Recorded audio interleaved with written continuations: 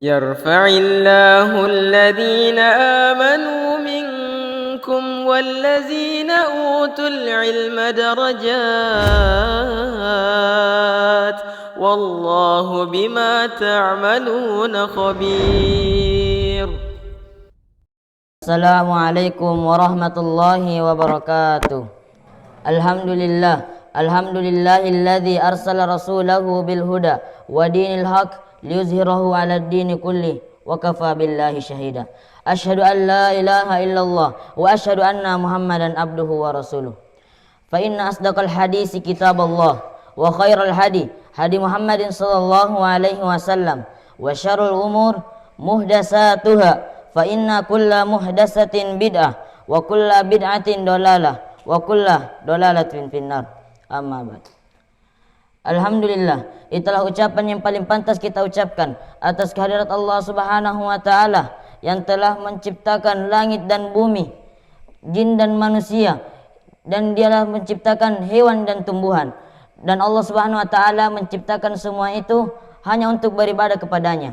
Dan Allah Subhanahu wa taala berfirman, "Wa ma khalaqatul jinna wal insa illa liya'budun." Dan tidaklah aku ciptakan jin dan manusia hanya untuk beribadah kepadaku.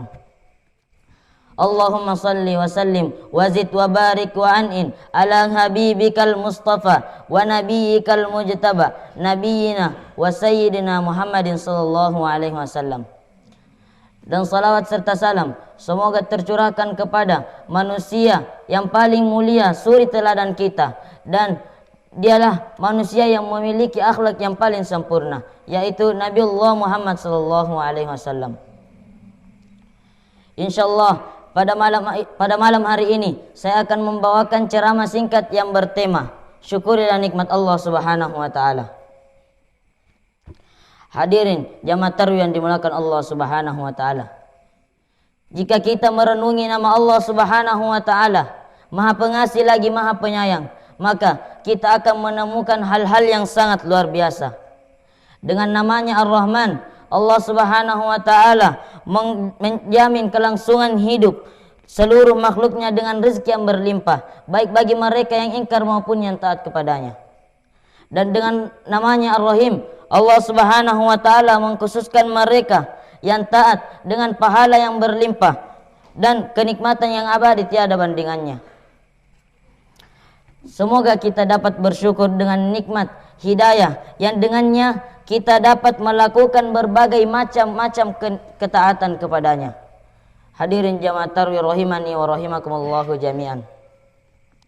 Syukur adalah memuji Allah Subhanahu wa taala atas segala nikmatnya. Dengan senantiasa bersyukur, maka nikmat Allah Subhanahu wa taala akan membuahkan berkah. Sebagaimana firman Allah Subhanahu wa taala di dalam Al-Qur'an, "Wa iz ta'azzana rabbukum la in syakartum la azidannakum wa la in kafartum inna azabi lasyadid." Dan ingatlah tatkala Tuhanmu memaklumkan, sesungguhnya jika kamu bersyukur atas nikmatku, kata Allah Subhanahu wa taala, niscaya Allah Subhanahu wa taala akan menambahkan nikmat tersebut kepadamu. Dan apabila kamu kufur atas nikmatku, kata Allah Subhanahu wa taala, sungguh azabku sangatlah pedih.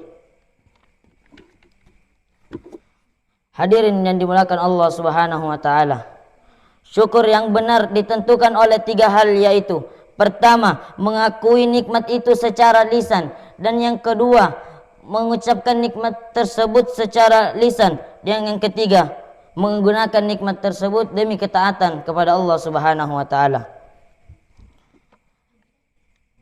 Mengetahui nikmat merupakan rukun syukur dan jalan untuk mengetahui pemberi nikmat. Dan nikmat Allah Subhanahu wa taala tidak terbatas pada kebutuhan-kebutuhan duniawi, akan tetapi segala hal yang berkaitan dengan keselamatan manusia di dunia dan di akhirat, itu semua juga termasuk dari nikmat Allah Subhanahu wa taala. Akan tetapi banyak dari hamba Allah Subhanahu wa taala tidak mensyukuri nikmat tersebut. Sampai-sampai Allah Subhanahu wa taala berfirman, "Wa qalilum min ibadiyas syakur," dan sedikit dari hamba-hambaku yang bersyukur. Abu Darda mengatakan, barang siapa yang tidak mengenal nikmat Allah Subhanahu wa taala kecuali makan dan minum, maka berarti dia adalah orang yang tidak pernah mensyukuri nikmat Allah Subhanahu wa taala dan azab Allah Subhanahu wa taala telah menimpanya.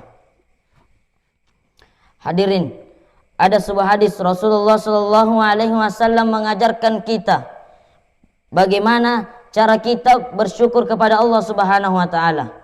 Rasulullah sallallahu alaihi wasallam bersabda, "Unzuru ila man huwa asfala minkum wa la tanzuru ila man huwa fawqakum fa huwa ajdaru alla tazdadu ni'matallahi 'alaikum."